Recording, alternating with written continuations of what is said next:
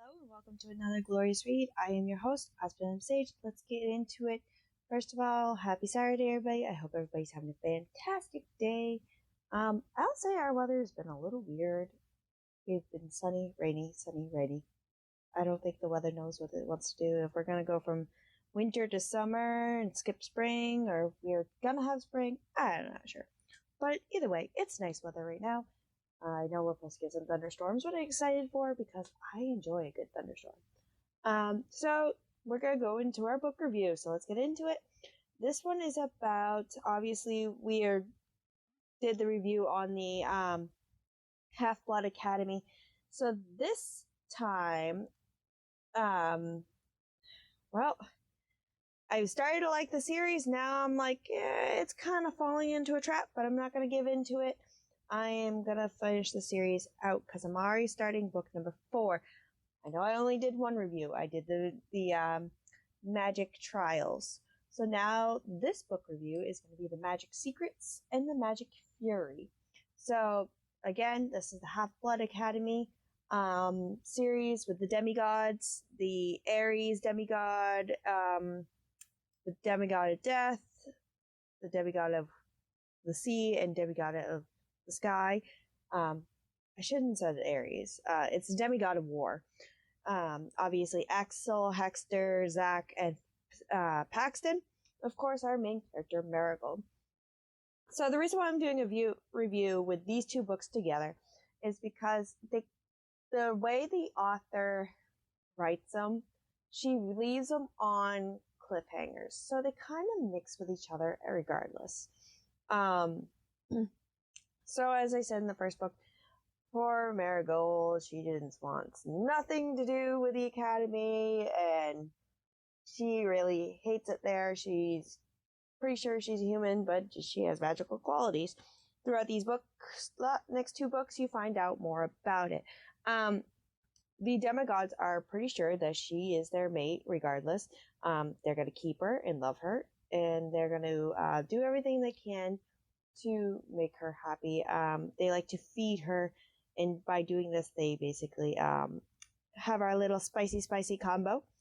Also, she is now convinced that she's a monster. They're pretty sure, well, she's pretty sure like she's the queen of Succubi.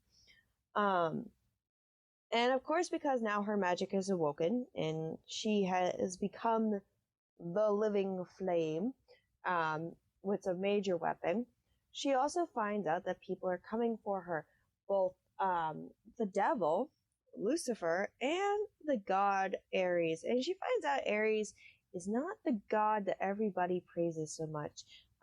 He is the god of war in Greek mythology, so he has taken a liking to Marigold. Of course, the demigods basically say, no, thank you, sir. And he's very upset that she's basically, I guess, changed his soldiers against him. Like, she has them in their back pocket kind of deal. But he's also turned on by Marigold, and he likes her and wants to keep her for himself by getting rid of the demigods. So, like I said, Marigold finds herself in different predicaments everywhere, every turn. It seems like every time she steps foot on campus, she is being abducted. She is being attempted kidnapping. She is being attempted restrained in some form of way. She is causing so many fights, especially with the 1/8, with the girl who is part of Demetrius' house. So poor Marigold, she's just like, yep. She goes, I'm not a damsel in distress by any means. She's like, but damn, this has to stop. She kind of gives me that Meg vibe from like the movie Hercules. She's very like strutting her stuff. She doesn't take crap. She's like, I'm a damsel. I'm in distress. I can handle it. You know, that kind of thing. And she's like, God.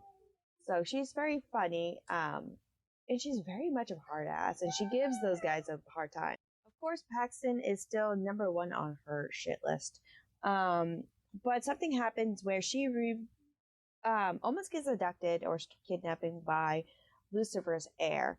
I can't remember exactly what his name is at the moment, but he basically tries to tell her that she is actually named Celeste and that she is the lost princess to the demon world.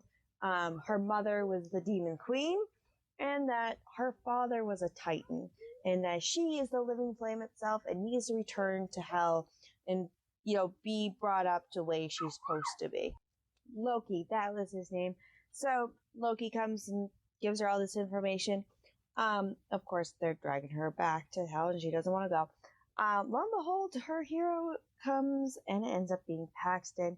And she really thought about ending Paxton.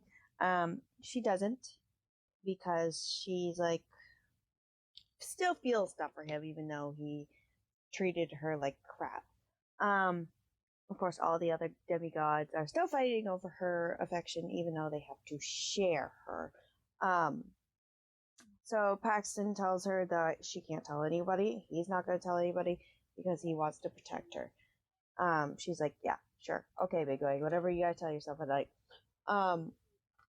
So, of course, because she activated also her rainbow flames, her twin flames, whatever you want to call it.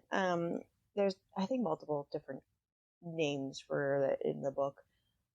She basically sets off a beacon she catches Ares' attention, and of course Ares now wants her and wants to find her in 6, and she kidnaps him too. He kidnaps her too, and that ends up being the end of the second book.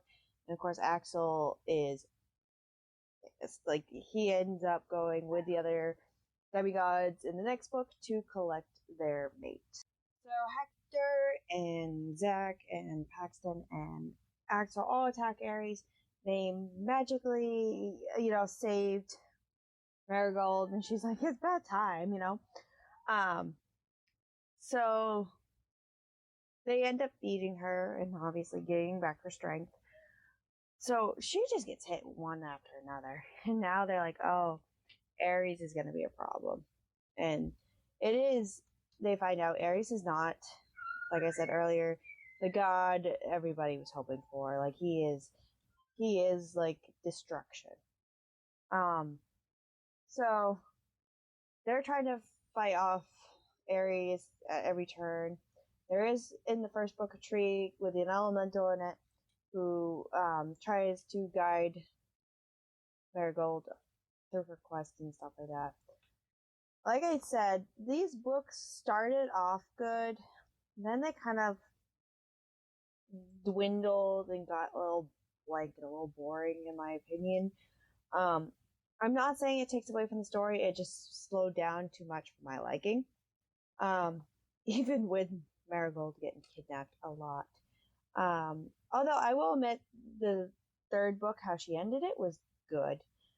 Because Marigold ends up going back for the elemental to ask questions, but she runs into Ares and Lucifer after a big battle that Ares has planned to get rid of the demigods. Of course, Marigold being Marigold, she snuck out without her demigods knowing, and finds herself in trouble. So she runs into Lucifer and Ares, who basically want to work together, and they've always worked together to make her the Celeste daughter that she's supposed to be. So Marigold's like, I ain't having that. She fights back against them, and the elemental told her if she mated with all 4 demigods, everything would have been fine. Of course, Paxton had ruined that for her, and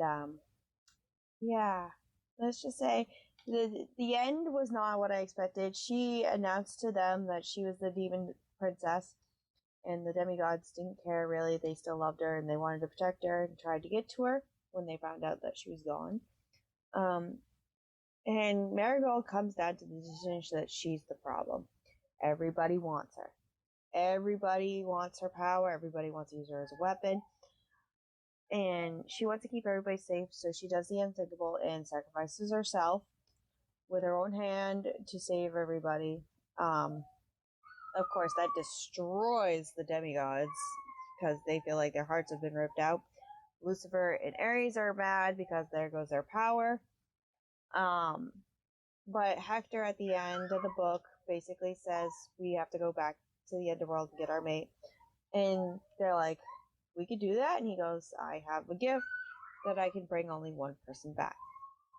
There is a catch to it. There is a curse for Hector. It is a sad one that basically he would lose his status as a demigod and he would no longer be immortal. But he doesn't tell his fellow brothering cousins that. He does not disclose that anyway. I have a feeling that when he does this, Marigold's going to find a way to regain his immortality. So the next book is supposed to be them going back to get her and bring her back to them, into the world, to the earth. They basically know now the war that they're fighting is fruitless.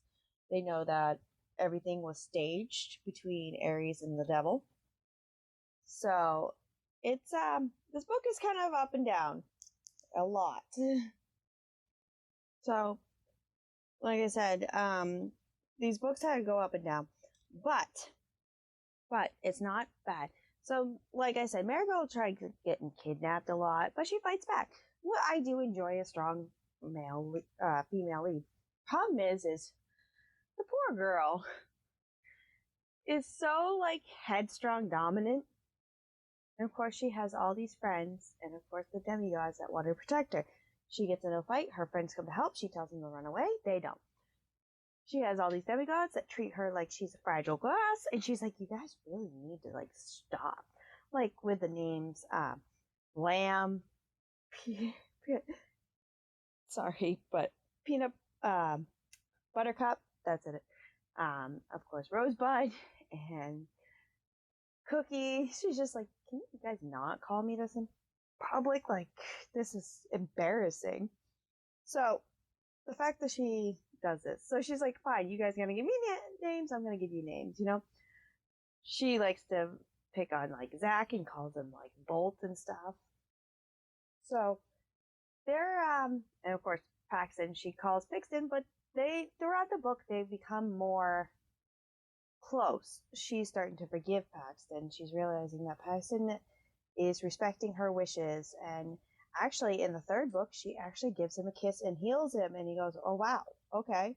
Like, he's taken by it, but he's like, wow, you can heal.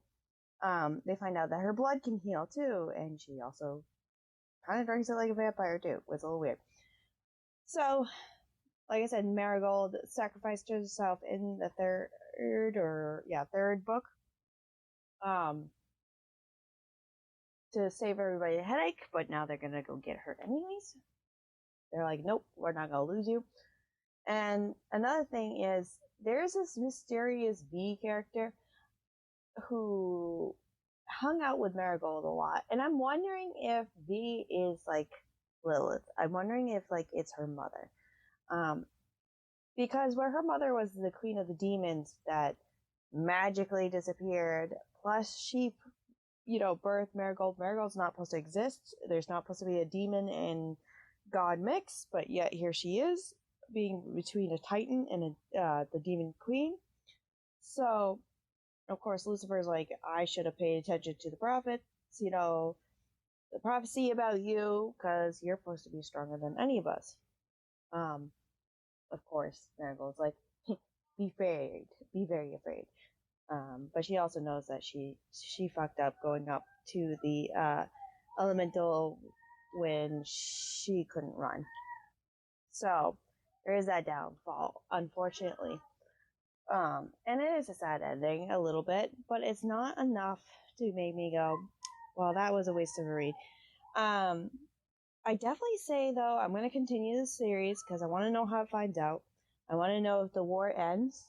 I want to know if basically everybody comes together. I'm wondering if Lilith comes forth. And if Hector resurrects her and loses his immortality, I'm wondering if she brings it back. I'm wondering if she's going to be more the goddess now that they praise. So there's a lot that could happen in the next 2 books, in books 4 and 5. And I can't wait to see where it goes. Like I said, the last 2 books, they made me go up and down. So the next book that's supposed to be in the series is Magic Unchained. So we'll see how this goes. It might be finally Marigold, coming into her ability and, hopefully becomes like the extreme goddess or the extreme deity that nobody expected to be born. So that, I know it's a 2-book review, and I know this podcast is not going to be very long, but it's a lot of replay of the same thing. There's dark mages trying to capture her for Ares. Ares exterminates people just to get his way and do decoys. Ares kidnaps her. Loki tries to kidnap her. Lucifer tries to kidnap her. There's a lot of that. And again, it's the high school drama kind of thing going on. So there's a lot of replay of the same things over and over throughout the books, but it doesn't take away from the story. There's a lot of growth, a lot of power exchange, and of course you have the demigods who want to be the alpha males to protect her and make sure no harm comes to her, and of course she's like defying them every step. So with that being said, like I said, it's not going to be a very long one. Hopefully the next book picks up and becomes something really good that I can give you a half decent review.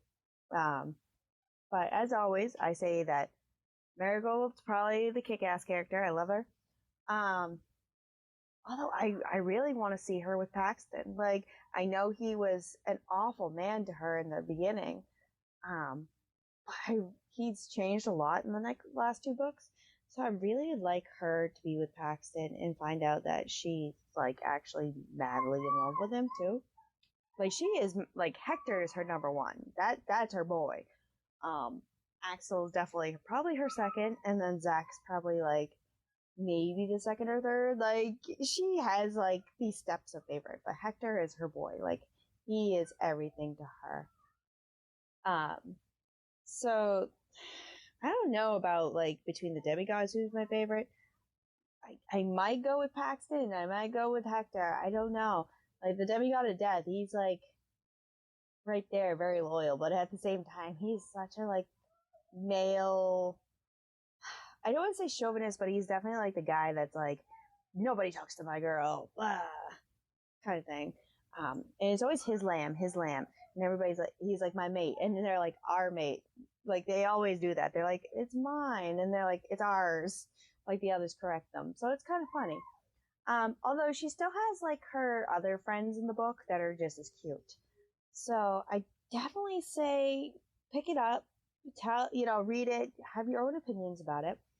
This book I will give a 4 or probably the second one I gave a 5, and the third book I give a 4 because of how much it bounces around, back and forth and being the same thing over and over, just different people trying to do the exact same thing. So I'm really hoping that this 4th book is going to definitely change up the storyline a little bit, because after a while of the same thing of people being kidnapped or trying to kidnap or power coming forth and stuff like that, it's tedious. Like, it's like, I don't want to keep hearing the same thing but different situations. So yeah, 5 and a 4. I'm not saying they're bad. I'm just saying it'd be nice to hear different parts of the story. Maybe if Marigold did something crazy, like, I don't know, she kidnapped the god, like, I'd be like, all right, what's your game plan here? Or if like maybe she did something so silly, like took on Lucifer by herself and like came out on top.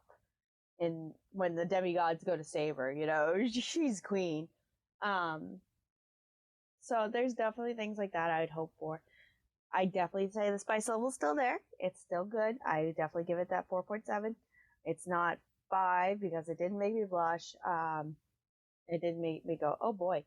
Maybe it's actually more of a 4.5. But definitely still some spice level. The spice level didn't change. There is some 2-on-2 action. There's also some 1-on-1. And there's also a lot of watching.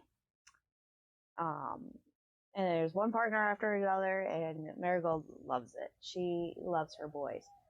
So with that being said, I hope everybody has a fantastic Saturday. Go do whatever you feel like within legal means and enjoy your day.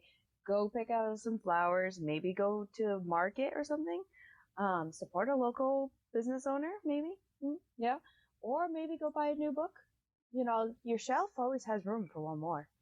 So thank you for listening to another Glorious Read, and I hope to catch you next time. Thank you, and bye-bye.